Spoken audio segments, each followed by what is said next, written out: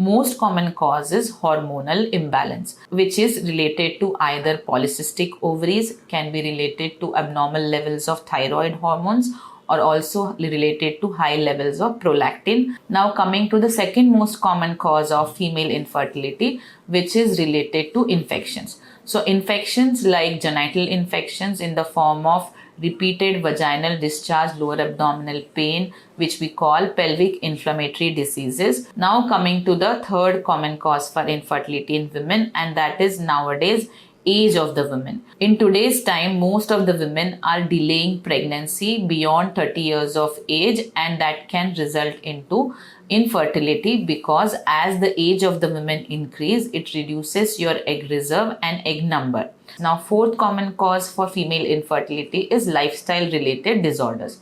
Most of the lifestyle related disorders are related to the higher side BMI, having thyroid, having high blood sugar, having high cholesterol. All these issues can affect your multiple systems, including your endocrine system, your uterus, blood flow, and it can affect ovulation and it can affect egg quality as well. Another important cause for female infertility, which goes unnoticed for years but it is very important, is endometriosis.